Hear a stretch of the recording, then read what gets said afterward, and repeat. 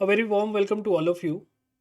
So, this is our Prelims 2023 MCQ series. In this series, we are going to solve the MCQs which are based on the most important current affairs. Alright, so most important current affairs for your UPSC Prelims 2023. And we are going in a sequential manner. So, we'll be starting with January 2022 and we will move till let's say April 2023, because in May 2023 you have your UPSC prelims. So these MCQs are based on the most important current affairs, and we are already giving a YouTube short in which we are marking all the important current affairs which you will see in any of the current affairs magazine, be it Vision IS, be it Insights IS. So we are focusing on the Vision IS monthly compilation, and on those topics these MCQs are based. So this is for January 2022, and we'll move in a sequential manner. First we will cover the most important current affairs MCQs of January 2022, then we'll go to February, and in the same way we will cover all the important current affairs for your UPSC prelims 2023. So if you are going to follow this particular series in a religious manner, you will no longer have to worry about your current affairs. Just be disciplined, be regular on this series, and we will also paste the explanation and the correct answer for these questions in the comment section. All right, so let's start our first question. Consider the following statements. So in this series we are also going to teach you how to use elimination technique, where can you apply those elimination approach. All right, how you can make a let's say a logical and a learned guessing. Clear? And what all themes you should prepare for your current affairs, right?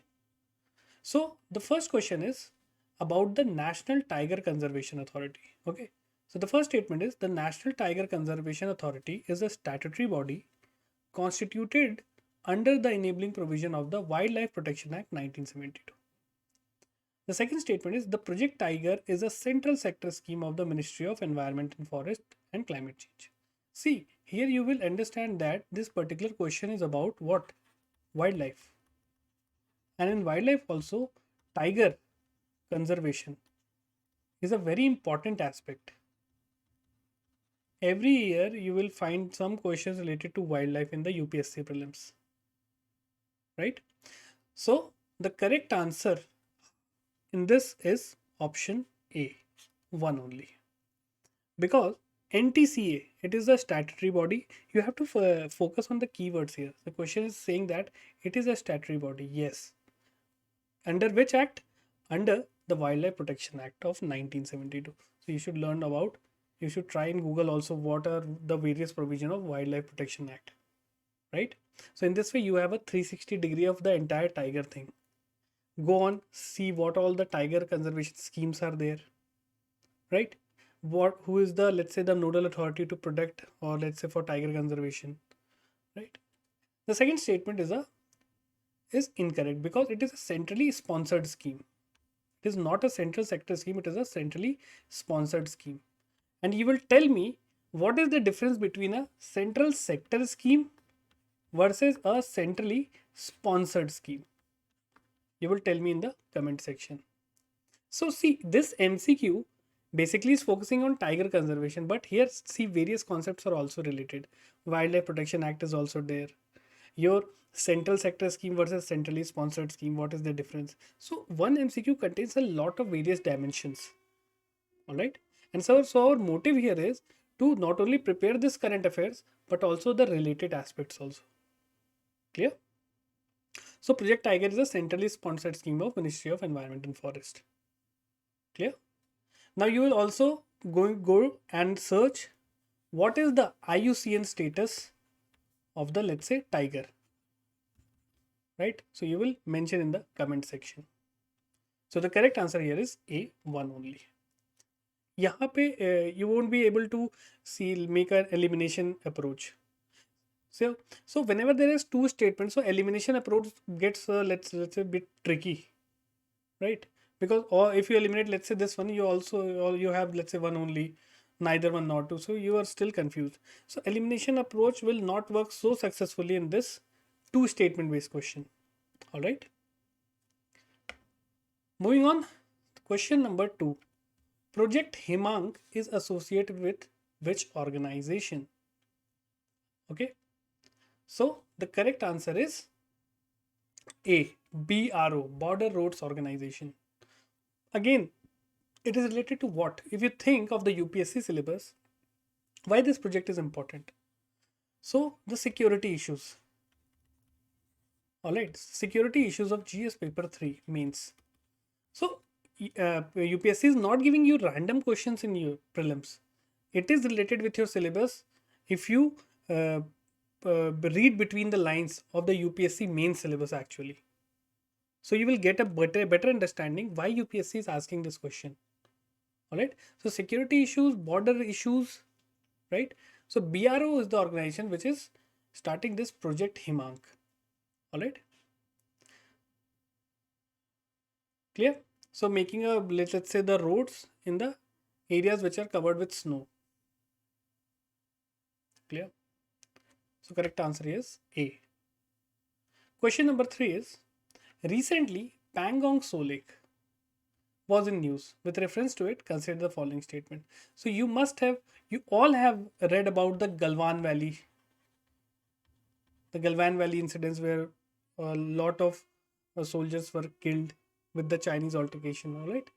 So Pangong So Lake was frequently in news for the past 2 years. So what you have to do, this is basically relating with the current with the static. So Pangong So Lake, it is a geographical entity. Okay. It was in news because of the China issue. So it is related with geography. So let's see the geographical aspect of this lake. It is an endorheic lake. Clear? The second statement is, the lake is identified under Ramsar Convention as a wetland of international importance. And the third statement is, an inner line permit is required to visit the lake. Clear? So the first statement is absolutely correct. And if you know that, it is not under the Ramsar Convention. So if you go with the elimination approach, let's say you can easily eliminate the second statement, because we all know that Pangong So Lake is not under the Ramsar Convention. Okay. So if you eliminate, you will see that A option is gone, B option is gone, D option goes. So the correct answer is C. This is how the elimination approach works. You don't have to read the statement 3. You can easily see that by eliminating statement 2, you get the exact answer. So this is a very good trick. It is not a trick actually. It is basically your knowledge. If you remember things, you can easily eliminate, and you'll get to the correct answer. But it gets, let's say, implemented in a certain questions only. Not all the questions will have this elimination approach. All right. So it is an endorheic lake, meaning it has some areas in the Indian border and some areas in the Chinese area. Okay. Second, the third statement, the inner line permit is required. So inner line permit is again an important concept. You will go and read about this. What is an inner line permit? In which state inner line permit is required? I can give you one example. In Sikkim, in Arunachal also, inner line permit is required. Some areas of Meghalaya and Manipur also. So go and read what is inner line permit, wherever it is required and why it is required. Clear? So the correct answer here is C. Moving to question number 4. With reference to Swachh Bharat Mission, consider the following statement. Again, Swachh Bharat Mission is a, let's say, milestone scheme. Clear? It is an umbrella scheme which consists of multiple things. Right? So it includes sanitation, water supply, Jal Jeevan Mission is also a part of this. Clear? So it is an umbrella scheme. Umbrella scheme means what? What is an umbrella? It contains various sub schemes also. various components: sanitation, drinking water, uh, let's say biodiversity conservation. Clear? So the first statement is, it was launched in 2014 to make India open defecation free. Absolutely correct. We all know that 2014 was the year in which Modi government took over and they started this Swachh Bharat mission. First statement is absolutely correct. So you can see these two options are already gone. And you have two options left. One only, one and two only. So you can easily say that I can guess my answer 50% is right. It covers the goal of Sustainable Development Goal number 6. So Sustainable Development Goal number 6 is let's say related with this sanitation thing. So you can go and read what all the important sustainable development goals are. Try to remember. Those cover basically different themes: poverty, hunger. Let's say the sustainable development goal number 1 is related with poverty, right? 2 with hunger. So you can go and read about at least 5 or 10 you should remember. It will also help in the mains thing. Then Swachh Bharat Mission Gramin is managed under Ministry of Rural Development. So again, Swachh Bharat Mission has two components: the urban and the Gramin thing. So this, it is not under Ministry of Rural Development, it is under the new ministry known as Ministry of Jal Shakti. So third statement is wrong. Okay, so you can see that 1 and 2 are correct. B is the correct answer. Moving to question number 5. Related with, see, this above theme was related with what? The, let's say, the environment aspect. Sanitation, environment plus governance. Okay. Moving on to question number 5. Which of the following countries have never signed the treaty on NPT? So you all know that the international relations has a very important aspect of nuclear weapons. We have various groups supporting that there should be no use of nuclear weapons. India has a treaty also. India have a nuclear strategy also, when to use, when not to use. So in India we know that we call it no first use doctrine. No first use doctrine. It means we will never use first the nuclear weapon, but if someone uses it, we will blast them off. Okay, so this is our treaty. So non-proliferation of nuclear weapon treaty is a very important treaty to eliminate the use of nuclear weapons. So which of the countries have never signed? See here the keyword, never signed the treaty. So if you read that in the newspaper, you should know that India has never supported this. Okay.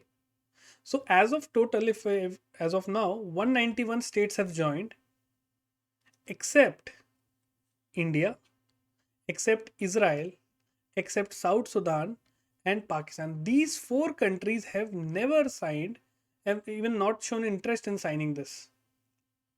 Right? Recently, North Korea has withdrawn. North Korea has declared withdrawal in the past. India has refused to sign because on the ground that nuclear weapon state must agree to clear plan for nuclear disarmament. Right? That no state should have nuclear weapons, then only we're going to sign it. So the correct answer is 1, 2, 3, 4. All these 4 countries have never signed. This question was already asked in UPSC 2015 or 2016. Okay, you can go and read it. Clear? Question number 6. Very factual question, but these kind of question has been frequently passed in the UPSC Prelims. Which organization releases the World Inequality Report 2022? So these kind of reports and which organization release it, it has been a consistent question from, let's say, UPSC 2016 till 2020. Beyond that, it is not asked for 2021, but from 16 to 20, there was a regular question on this report. So the World Inequality Report is released by World Inequality Lab. Very simple. You can go and if you do not know exactly about that, you can easily attempt this question. So the World Inequality Lab has released this particular report, and it called India a poor and very unequal country. And because of this report was was a hot topic during the January 2022 month. All right. So why unequal? Because we all know that the top 3% holds the majority of the income. So what should be your work? You don't have to stop here. Go and see what report does World Institute for Development Economic Research release, Economic Policy Institute release which of the following reports, है ना? Russell Sage Foundation. Go and read about this reports also. Who knows? It might come in UPSC prelims. Clear? Then question 7. Recently, RBI allowed offline digital payments. Consider the following statement in this regard. See, a question on digital payment is, be it let's say in the form of National Payment Corporation of India, or let's say a blockchain, it is consistently coming in the prelims exam. So you should have a broad idea of what digital payments are, who regulates it, okay, whether it is started in India or not. So the first statement is, an offline digital payment means a transaction that does not require internet or telecom connectivity. Bill, absolutely correct. That's why we are saying it offline, because it does not require any kind of internet or telecom. Absolutely correct. So if you can see that this option is gone. A, C and D are left. These transactions require an additional factor of authentication. No. Because we all know that offline digital payments, we are not requiring any kind of additional factor since the transaction are offlines. So alerts will be received by the customer after a time lag, because if it has been on online mode, you might get a OTP to authenticate, but in offline there is a lag, so it does not require. So option 2 is gone. So this option is also eliminated. So you are left with A and C. So the correct answer here is A, one only, because there is a lower limit of rupees 200, not 2000, rupees 200 for all time. Below it you cannot transact. Okay. By common sense you can also see that, because in ATM also, even ATM help us to draw 500 rupees. Okay. So a lower limit of 2000 is a bit too much. So you can easily eliminate it. So the correct answer here is A. Moving on to question number 8. With reference to Zojila Pass, consider the following statements. Alright. So Zojila Pass is a high mountainous pass in the Himalayas in the Union Territory of Ladakh. So if you know about the various mountain passes in India, so you must have read about the Zojila Pass. So the question number 8, first statement is correct. So it is here in the Ladakh, Zojila Pass. Tell me in the comment section, in Sikkim, which famous pass is located in Sikkim? You will write in the comment section. It is the highest pass on National Highway 1. So this is a incorrect statement. First statement is correct, second is incorrect, because it is the second highest pass on the National Highway 1. Which was the first pass? That was Fotula. Fotula. Alright. So you know that why La is there. So it is mostly in Tibetan, which means way, path. Alright. So statement 2 is wrong. So by elimination, you can easily get it. Okay. C is the correct answer. Zojila Tunnel will be the longest bi-directional tunnel in Asia. That's why this Zojila Pass was in use.